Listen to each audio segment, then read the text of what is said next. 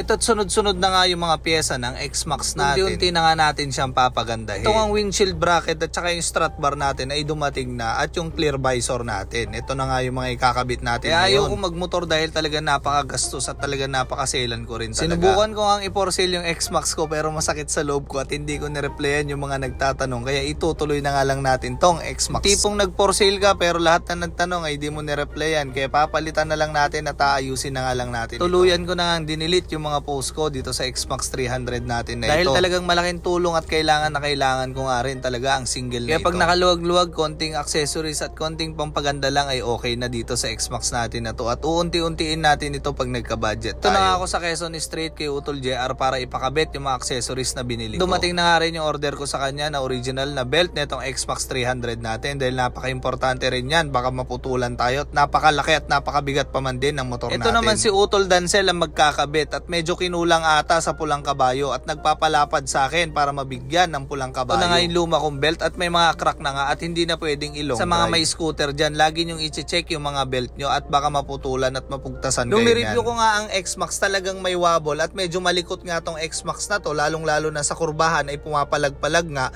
ay meron nga tayong solusyon dyan. Kaya maglalagay tayo ng strut bar, harap likod nga ang nilagyan natin dito. Bali dalawa na nga ang nilagay natin. Version 1, version 2 yan nga ang nagiging issue dahil siguro sa haba at lapad na nga nitong X-Max 300 natin. Kaya nga nung nakabitan ko na strut bar ay napaka-smooth na ng takbo niya at wala na nga yung wobble niya at talaga nasolusyonan na nga rin yung natin yung issue ng mga X-Max na ito. Tamang video na naman si Darwin yung vlog at masaya na naman at nagagastusan na naman yung motor. Ito na nga at napakalupit na nga gumawa ni Utol JR at talaga nasolusyonan niya nga lahat ng mga ikakabit ko dito. Yan na nga, may strut bar na sa gitna at meron pa sa bandang dulo sa may shop. Pag uwi ko nga ay meron pang dumating na parcel natin. Ito nga pala yung key cover natin dito sa remote ng X-Max 300 natin. Parehas lang din naman sila ng NMAX. Napakamura nga lang din neto kaya ano pang hinihintay nyo, order na kayo sa TikTok shop. Napaka-decente at napaka-poging ang tignan pag nakasabit sa inyo ito. Ito na ang itsura niya at mamaya-maya nga lang may tumatawag sa atin dahil bibilin nga daw yung box natin. Dahil balak nga namin itong ibaba at tanggalin nga rin yung side mirror at tanggalin na nga rin yung box kaya binenta ko na nga yung box niya. Kinumagahan nga ay tinuloy na nga natin yung pagpapaporma sa motor natin ay nagpalit na nga rin ako ng side mirror na maliit at babagay nga sa X-Max natin. Plug and play nga lang din ito at meron din ito sa TikTok shop. Medyo maliit nga lang din siya pero okay na okay at talagang maganda nga rin tignan. At bumagay nga rin siya dahil sa clear visor natin na mababa. At napakalinis kang tignan nitong side mirror natin. Kahit saan ang gulo nga yan ay pwede nyong ilipat-lipat at talaga nagagalaw nga siya, hindi lang pamporma at talagang maganda at maaasahan nyo rin yung side mirror dahil napaka-importante rin yan sa motor. Pagkatapos nga andito naman tayo ngayon kay Ella Motor Parts para bumili naman ng gulong. Napakarami nga nilang accessories at talagang gamit ng motor meron dito. Silang pipe, meron din silang fork, meron din silang mga mugs at talagang marami nga rin silang accessories na mapagpipilian nyo dito. At kahit nga mga shock meron din sila dito. Talagang kompleto, pati helmet meron din sila at napakarami nga nilang binebenta at kahit anong motor meron dito. Review nga ako ng mga gandang gulong at ito ang Eurogrip ang napili kahit ko. Kahit paano pasok sa budget ko, ito na nga ang pinili dahil ko. Talaga namang expired at pakalbo na nga yung mga gulong ko at medyo madulas lahat na nga. May mga gulong dyan, tignan nyo lagi yung date niya dahil talagang pag nag-expire yan ay nagkakrak-krak na. Importante pa man din yan lalong-lalo na sa long drive yung mga gulong. Dahil ko na nga gumagamit ng mga gulong ay talagang pag ako nagpapalit ay nagpapapalit na rin ako ng pito. Dahil kahit anong bago ng gulong nyo kung masiraan din kayo ng pito ay talagang masisira at mawawalan din ng hangin at mapaplat pa rin kayo. Dahil nasubukan ko na yan, kampante ako sa gulong ko dahil bago yung pala nasiraan din ako ng pito at nagulat ako at naplatan din ako kahit walang tumusok. Kaya mas mainam na talaga pag bago yung gulong nyo magpalit na rin kayo ng bagong pito. Ito patapos na nga yung gulong natin at napakaganda naman ng design ng Eurogrip na ito at kinabit na nga yung harapan at ito na nga yung isusunod yung bandang likod. 2019 ba naman yung gulong ko na yan talagang expired na nga at 2025 na nga tayo ngayon. Talaga napakadelikado nang gamitin yung gulong na yan. Ito harap likod na nga yung napapalitan. Ito na nga ang gulong ko dito sa harapan ay 120 at yung gulong ko nga sa likod ay 140. At nga ay 150 na sa likod ko medyo mabigat at medyo malapad nga. Medyo hirap din yung makina. Kaya ang kinuha ko lang yung stock size para mas maganda at mas matulin din siyempre, siya. Yung habol ko rin dito yung fuel consumption niya matipid at syempre stock size din yung gamit natin. Ito na nga at napaka-pogi na nga ng tindig at talagang napakaganda nga ng Eurogrip. Tuhan lang ang presyo pero talagang makapit nga daw kaya masubukan nga natin.